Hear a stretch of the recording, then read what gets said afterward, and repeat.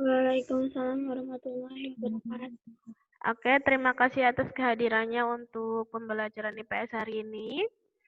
Jangan lupa untuk pertemuan PKN ya, berarti PKN-nya kalian besok itu ulangan ya. Nah, hari ini pembelajaran IPS dan untuk PKN besok ulangan. Gitu ya. Oke. Kita mulai saja. Budia share screen dulu materinya. Semoga yang lainnya nanti tetap ikut. Ini yang izin baru 3 sama Budia, tetapi yang masuk nggak ada 10. Oke, sudah terlihat ya? Sudah terlihat ya? Oke, kita kilas balik dulu materi sebelumnya. Ya, jadi untuk bentuk minggu kemarin kita sudah belajar tentang bentuk geografis. Bentuk geografis negara ASEAN, gitu ya. Nah, untuk pertemuan hari ini kita akan membahas tentang kerjasama antar negara ASEAN. Kita ini dulu ya, bahas dulu, kilas balik dulu yang kemarin. Oke, bentuk geografis negara ASEAN kemarin ada kompak ya, elongated, kemudian protruded, dan fragmented. Kita lihat contohnya. Kompak itu yang hampir seperti lingkaran, hampir menyerupai seperti lingkaran. Jadi contohnya adalah Kamboja dan Singapura. Kemudian kalau elongated itu yang memanjang ya, yang bentuknya memanjang. Contohnya adalah Vietnam dan Laos. Setelah itu ada protruded.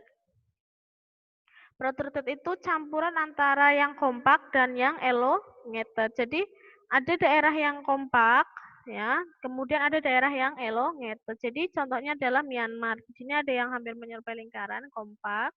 Kemudian di sini ada yang panjang ya. Thailand juga ada yang menyerupai lingkaran dan ada yang panjang. Jadi lebih bervariasi untuk yang protruded. Kemudian fragmented selanjutnya adalah yang terpisah-pisah atau negara kepulauan. Contohnya adalah Indonesia dan Filipina. Oke, kemarin kita sudah mengenal ini ya. Kita kilas balik lagi. Negara Indonesia, ibu kotanya Jakarta. Terus ini bisa dilihat lagi. Kemudian ini ada Brunei Darussalam, ibu kotanya Bandar Seri Begawan, mata uangnya dolar Brunei. Kemudian Filipina, ibu kotanya Manila, mata uangnya peso. Kamboja, ibu kotanya Phnom Penh, mata uangnya adalah riel. Kemudian Laos, ibu kotanya Vientiane, mata uangnya kip. Malaysia, ibu kotanya Kuala Lumpur dan mata uangnya ringgit ya. Myanmar, ibu kotanya Yangon, mata uangnya kyat. Kemudian Singapura, ibu kotanya tetap Singapura, mata uangnya dolar Singapura. Setelah itu ada Thailand. Mata uangnya baht ya, ibu kotanya Bangkok. Kemudian Vietnam, ibu kotanya Hanoi, mata uangnya dong. Bentuk pemerintahannya Republik Komunis. Kemudian ini sudah 10 negara-negara ASEAN yang kita tahu ya. Kalian bisa baca sendiri di buku untuk pengetahuan umum.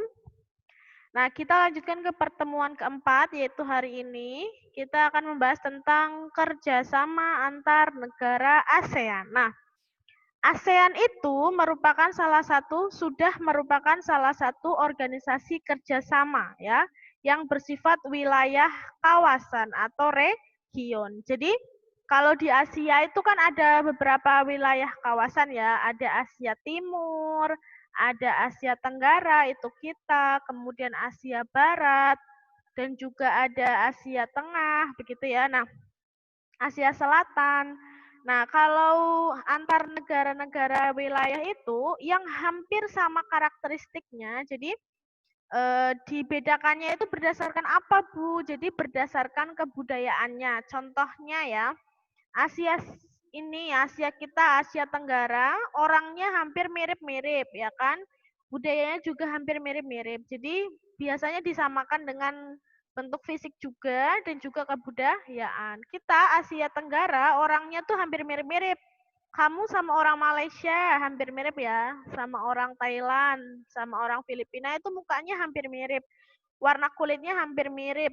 Kemudian kebudayaannya juga tidak jauh beda. Cuman mungkin bahasanya yang berbeda ya. Nah, ada lagi contohnya Asia Timur. Nah, kalau Asia Timur itu orang-orangnya yang sipit-sipit, putih-putih, kecil-kecil. Contohnya Jepang, Cina, itu kan hampir mirip ya. Korea, terus Hong Kong, Taiwan, itu kan mukanya orangnya hampir sama-sama. Nah, perbedaan region ini atau wilayah kawasan, berkonsep wilayah kawasan ini dibedakan berdasarkan itu. Nah, untuk ASEAN sendiri itu sudah merupakan salah satu organisasi kerja sama. Nah, kita sekarang akan membahas tentang apa itu kerja sama. Nah, kerja sama itu seperti kalau kamu kerja kelompok ya, jadi tidak usah diartikan pengertiannya.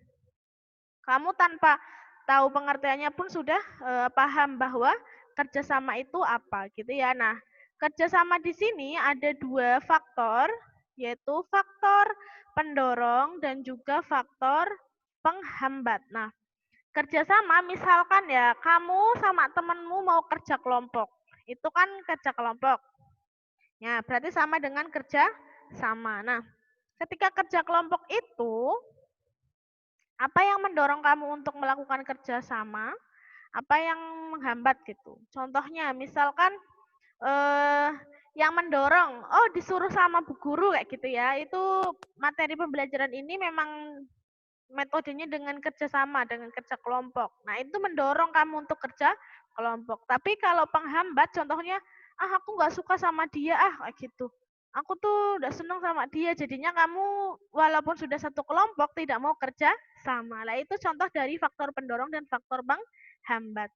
Nah, yang diterapkan di sini adalah faktor pendorong dan penghambat kerjasama dalam lingkup wilayah negara, gitu ya. Nah, dalam sebuah negara atau beberapa negara akan saling bekerja sama jika akan saling bekerja sama berarti ya mendorong ya, akan bekerja sama jika memiliki kesamaan dan perbedaan sumber daya alam. Contohnya, kalau perbedaan Indonesia punyanya itu beras gitu ya.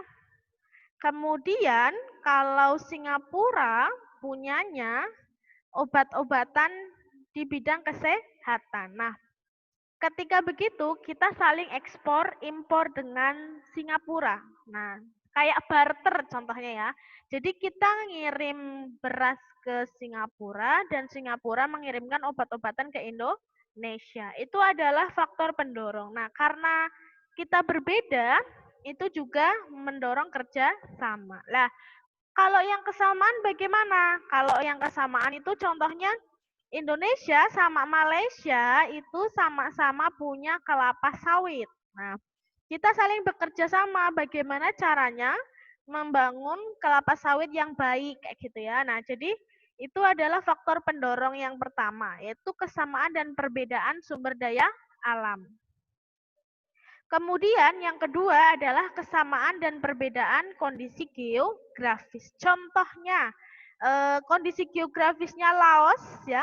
Laos itu tidak punya laut, ya kan? Tidak punya laut, sedangkan kondisi geografis di negara di sekitarnya itu punya laut. Nah, Laos itu tidak punya laut, otomatis dia tidak bisa makan cumi-cumi, tidak bisa makan ikan asin ya, tidak bisa makan ikan laut kayak gitu. Nah, itu menunjukkan bahwa Laos itu membutuhkan negara lain. Nah, akhirnya membuat kerjasama dengan negara lain yang punya laut karena kondisi geografisnya yang berbeda. Begitu juga yang kesamaan, contohnya Indonesia dengan Filipina. Sama-sama negara kepulauan, sama-sama mempunyai potensi bencana yang besar ya. Filipina itu akan punya potensi bencana yang besar seperti tsunami juga. Indonesia juga sama. Nah, kita dengan Filipina itu bisa bekerja sama untuk bagaimana caranya sih menanggulangi bencana alam di wilayah kepulauan kayak gitu. Nah, jadi itu adalah faktor pendorong dari kerja sama. Ada dua, kesamaan dan perbedaan sumber daya alam.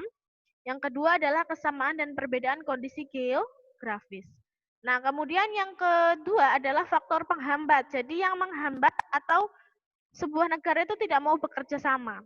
Contohnya adalah perbedaan ideologi. Ini yang terjadi sekarang sedang gencar-gencarnya kalau kamu lihat ya.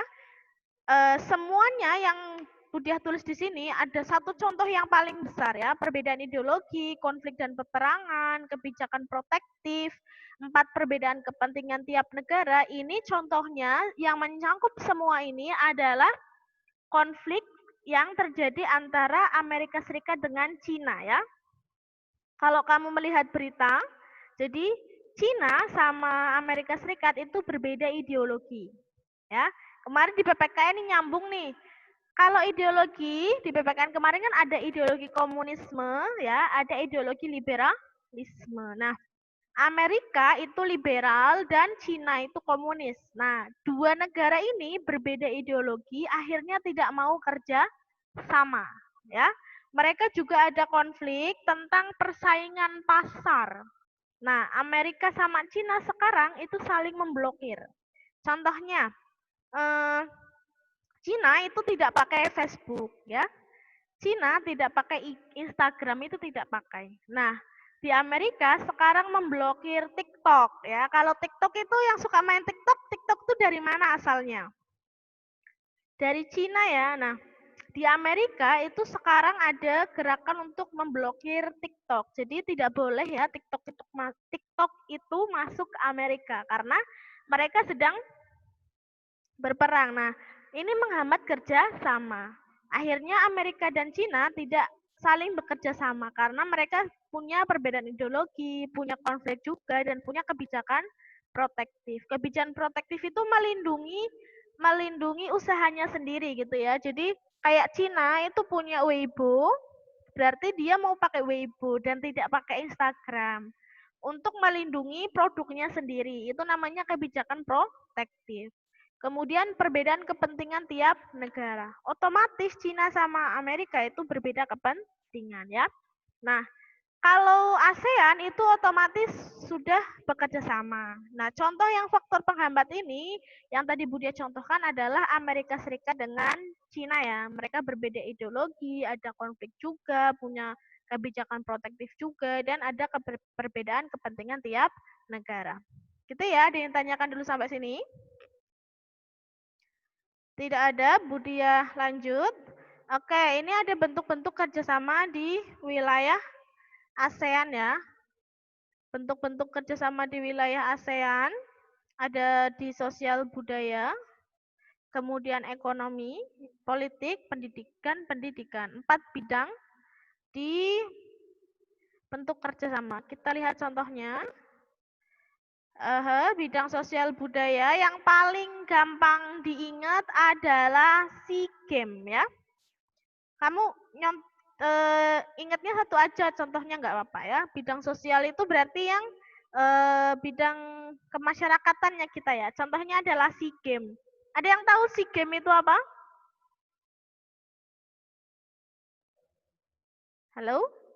SEA Games. Dulu pas Budia ngajar kelas berapa ya lupa. Jadi mereka pekan olahraga. Pekan olahraga apa? Asia.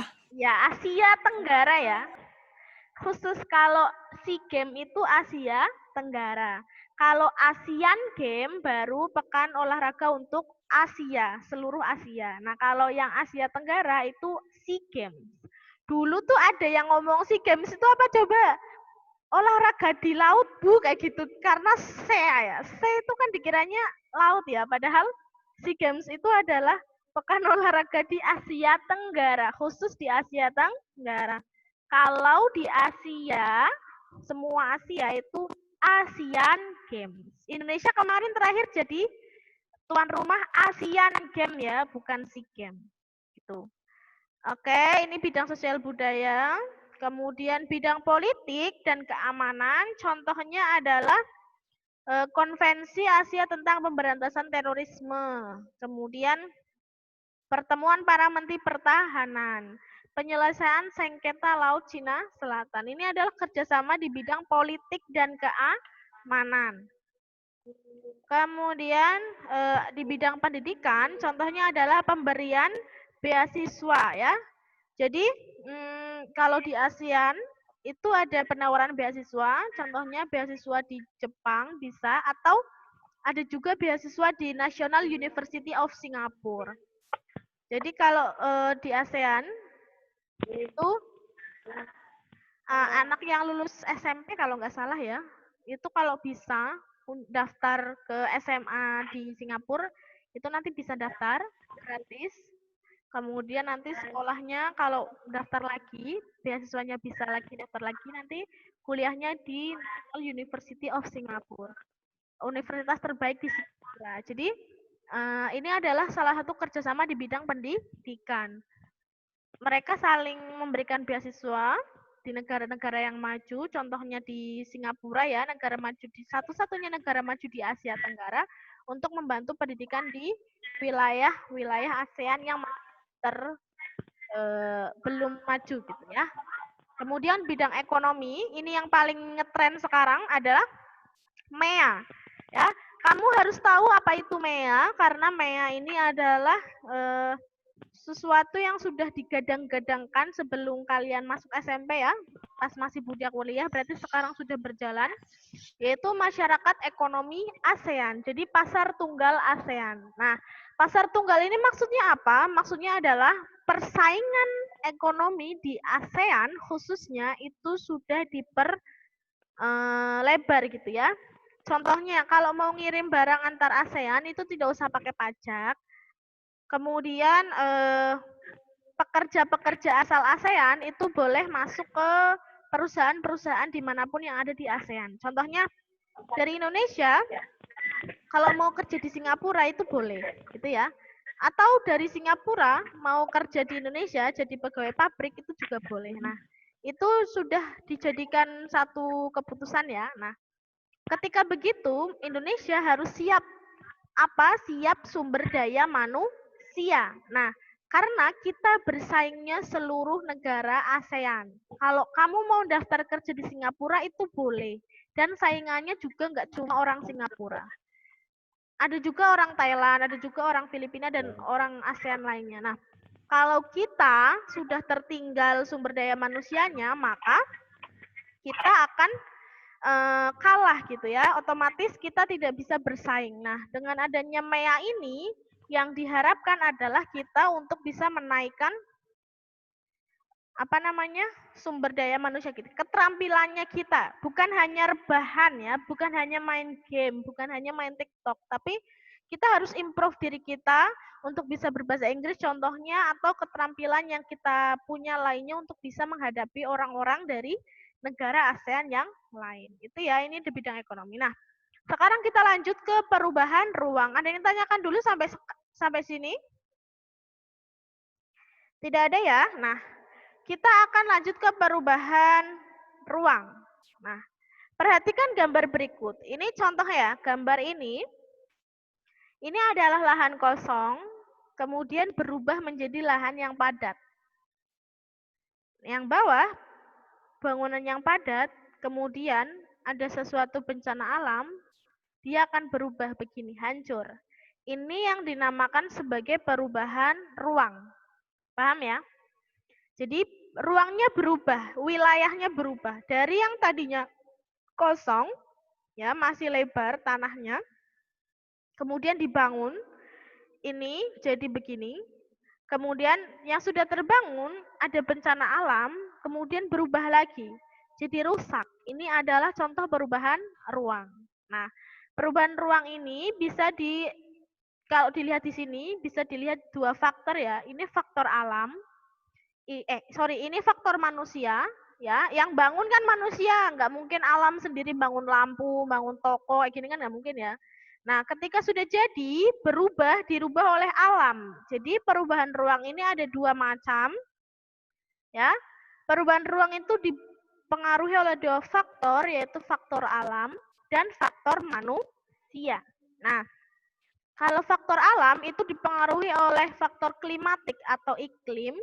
yang kedua dipengaruhi oleh faktor geologi, dan yang ketiga dipengaruhi oleh faktor sumber daya alam. Ruangnya berubah kalau ada faktor iklim. Nah, ruangnya akan berubah jika ada faktor geologi. Ruangnya akan berubah jika ada faktor sumber daya alam. Nah, kalau yang faktor manusia itu dipengaruhi oleh perkembangan teknologi yang dikembangkan oleh manusia. Jadi ruangnya bisa berubah. Oke, kita lihat contoh perubahan ruang ya. Nah, ini adalah faktor klimatik. Faktor klimatik itu adalah perubahan ruang yang dipengaruhi oleh angin, hujan, panas, dan cuaca. Contohnya ini, angin puting beliung ya. Nah, ini angin puting beliung. Ini adalah ruangnya masih bagus, kemudian datang angin, kemudian ruangnya hancur ya, wilayahnya hancur.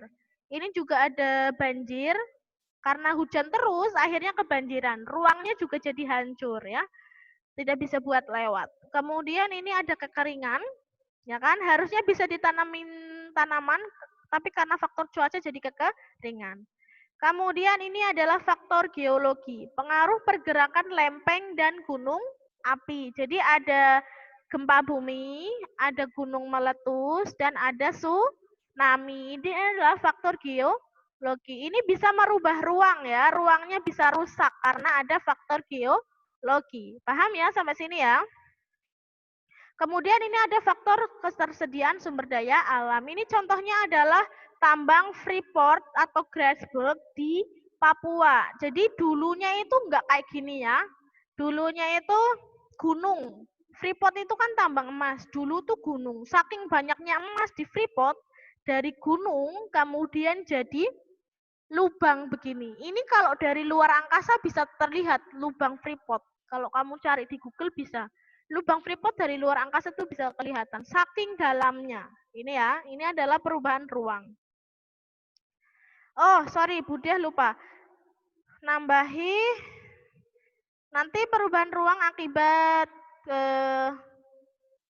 teknologi. Nah, sekarang waktunya tinggal 5 menit Zoom-nya. Silahkan kamu catat ini. Ya, nanti pembelajaran mandiri setelah Zoom-nya berakhir, kamu mencari ya, topan nargis itu ada di mana, di negara mana, kemudian faktor yang mempengaruhi itu apa ya. Tadi ada 3 faktornya, klimatik, ya, geologi, dan ketersediaan sumber daya alam. Nah, kamu catat dulu ini, mumpung masih ada 5 menit, dicatat dulu soalnya, ya. Identifikasi peristiwa-peristiwa di negara ASEAN berikut. Contohnya peristiwa topan nargis ya, adanya di negara mana. Kemudian faktor yang mempengaruhi itu tadi dari 3 apa saja ya? Klimatik, apa geologi, atau sumber daya alam. Paham? Paham ya? Silahkan ditulis dulu nanti untuk setelah Zoom. Nanti pembelajaran mandiri menunggu pembelajaran IPS sampai jam 8 selesai ketika Zoom-nya berakhir ya. Ditulis 1 ada topan nargis, kemudian ada topan Haiyan, kemudian ada kabut asap, ada letusan Krakatau, ada banjir, ada tsunami Aceh, ada letusan Doi Intanon, dan ada tambang Grasberg. Sudah ditulis? Ditulis dulu ya. Nanti kamu identifikasi ini negara mana. Silahkan ditulis dulu.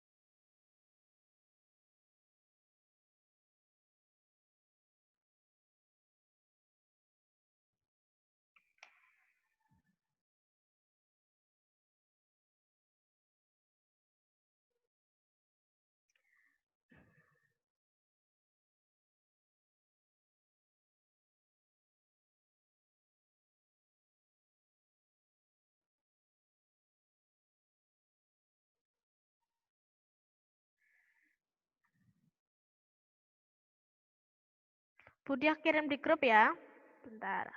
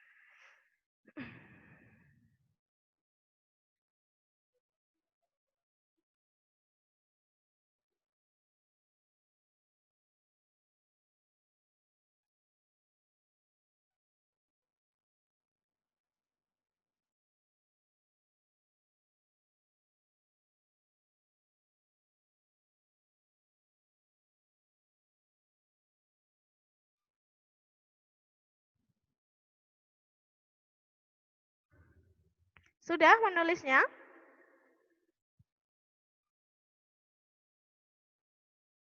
Sudah menulisnya?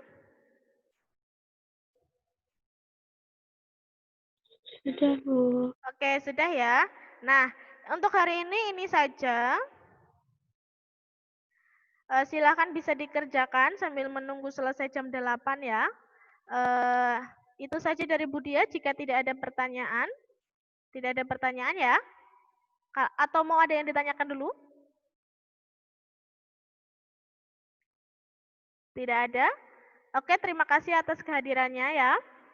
Budia akhiri untuk pembelajaran IPS hari ini. Jangan lupa besok ulangan PKN bab pertama dipersiapkan ya. Budia akhiri. Wassalamualaikum warahmatullahi wabarakatuh.